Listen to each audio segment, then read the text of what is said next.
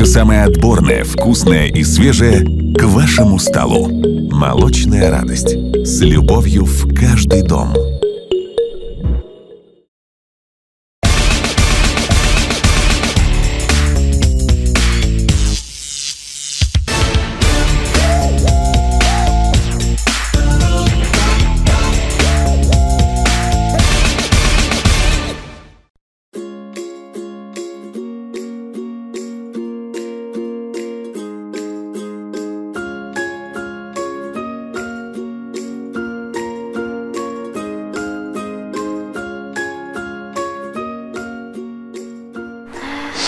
مزعفر نمی‌دونی چقدر خوش رو تیرم و عمدگی انتصاب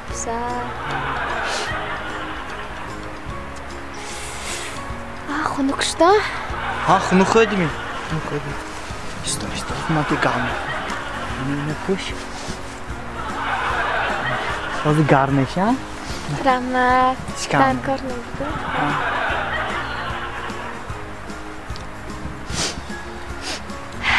ها؟ خنوک چی نبیدم خونو خود داشتی بیده آسه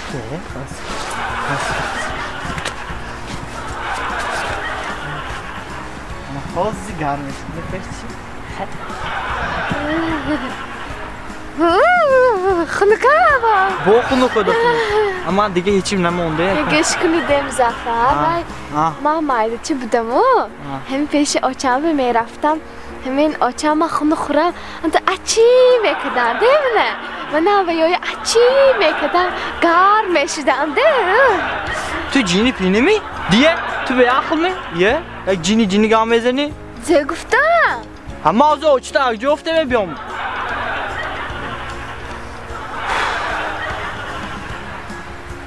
در رو اراز نکن خانه اوچت گجان ما رفته گرم بیام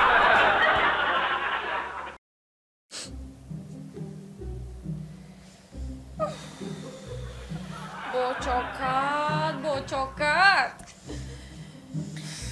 ما انجامی دوموتتون فجام انه میقدری میفتم وای موی گوسپان گفتم که من توه یه ها رسویم باور کدام ده کدام موی گوسپان امی زادی سیلی که با بوی خیلدر شولدرس می بوی شامپون ها جینی وای گوسپاندی ایستوری زبزا جینده تو یگامو گوسپان بازار بر رفتگید نمی ها امی فروشانداش یا نمود بازی میدوند که افتی تو خوش نمیشد گوسپان وجام اینو منبه وحشه باوریشان نیست میدونید میچوه آقاد کشته بیام یکم خودت خور میگه همه تو همین درجه باورشان نیست منبه انسان مهر عاقبت نیست گفته گیره میکنی که ما همه یکم خدا نمیخورم تو سیرجا گفته میختیم جینه گوسپان между прочим ما سولم گوسپان نی سولیم مو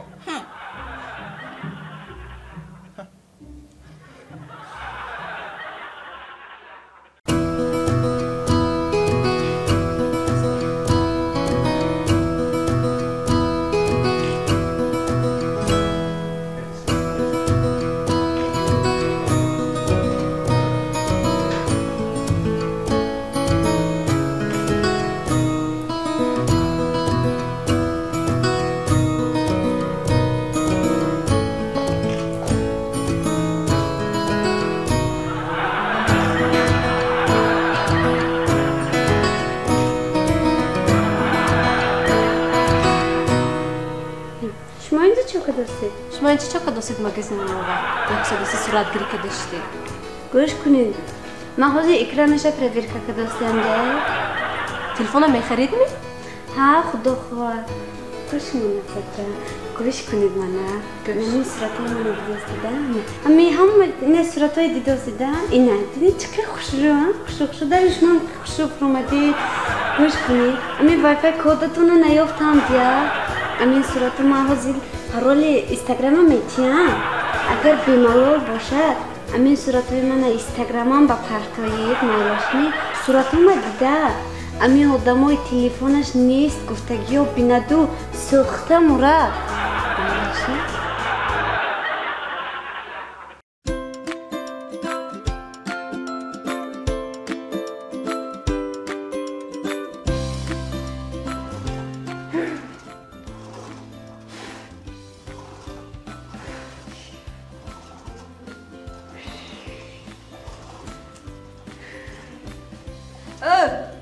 گوش کن بای تافت به اینجا ایستاده نشده این بای اسریقه به ام میدانم کرونا ویروس را خواند بشه اینجا اسریقه ناورده دستم دیداسمی رد با این یک تا میزنم ایکو تو باری نکای 5 تاشم میانشم میشکنم فهمیداسمی؟ میگم نمیزنم میترسد میشکنم نترسد ایلی میترسد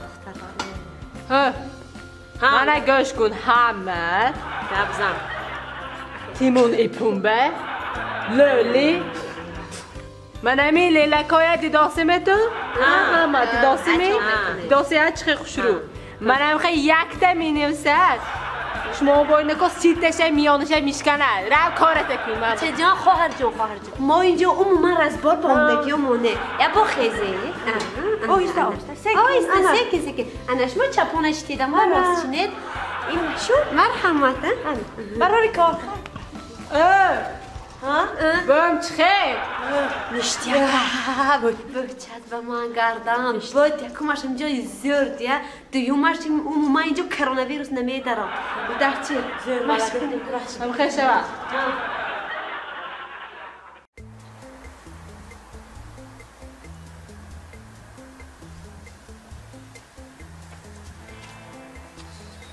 سلام جانم وعلیکم السلام شما درسته؟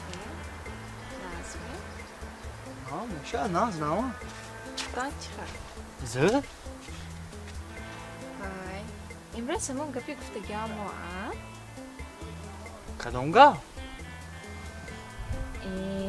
با استانبول آمد می شما من ناز نمیبینیدن؟ ناز میبینم؟ چوه ناز نمیبینم؟ امروز شما خاله هم بیگان دراوه خاله چوکت که و حالا باشد گفتگی با این همون باقی کمال خوجنجه ساتی 6 به تمام ساتی 6 به معلش نمسد جانم خیلی دختر ناز شما تلفنتان نمرش نداده؟ ساتی 6 به باقی به گفتی 14 به گفتی که؟ نفهمیدم چه گفتی؟ من گفتم که ساتی 6 به 14 میریم گفتی که باقی به همه نمرتان تی؟ تو جنیمی من روشنی که گازوس که بودم دوست داشتم که دیده سانی یا با تو خودت به دیگاه کده سانی من با گازم فهمدی؟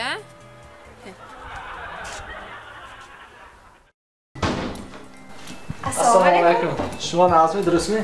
من دین تلفنم پول گذراندم 20 تومن پولم همین سری خیزم نیستم یافته دید خیلی نیست شما پول گذراندگی باشید و به سبب نمیبرد من از شب گذراندم پولش بود سری خیزم نیست یافته دید دایتی شما تلفن کردگی شما و اینترنت بدارم هیچ اینترنت بدارم دیگه نه تلفنم کردگی نه هیچ کی من به تلفنم کردگیش نه برای اون پول یافته چخه شما پول پرافتگی باشید و به سبب پولتون نمیبرد به سبب با سبب من فرقش نه 20 تومن میافتید من هیچ جا درآمدگی نه هیچ کی من به تلفن کردگیش نه من خدا تلفن کردگی نه تلفنم هم ایستادگی بود من با پول میافتید چی اگه گوش کنید میگه شما اینترنت دارم نه اینترنت درآمدگی من نه من هیچ جا درآمدگی نه خب اگه باز من نمرتون پریر که میکنم نمرتون گید نویسید 92 970 93 30 من شما اینترنت دارم دیگه آخه انسان من اینترنت نمیدارم عموما نمیدارم فهمیدن برای من پولم یافته میتید 20 تومنم کنی تیز یافته یا با گوش کن گوش نمیکنم 20 تومن هم خیلی پولی من گیفت داشتم شما من 20 تومن من درکار شما پولم یافته تید من اینترنت دارم دیگه شما انسان اینترنتم نیست من اینترنت نمیدارم من اینترنت به من گنده میرم پولم یافته تید 20 تومن بهانه نکنید من پولم 20 تومن یافته تید تمام کنی 20 تومن 20 سومانی من کنی زدست می؟ اینترنت ندارم دیدن شما شد بازی من میبینم میسی میبخشه 20 سومانی میافتی تمام انا تلفن تو زیرت مانده که بلیت بشما امشب مانده خور رفته بودم پلیس فیتا قرضش بوده است اون بزده گفته ما سناچی گورسید رفتم در کردی ها؟ اگه تیسل نه من میدونستم اگه تیسل نبوده که شما رازا فهمیدم با یک فرصت افتم اوزرم به نوگه بخشش شما مدید شد بخشش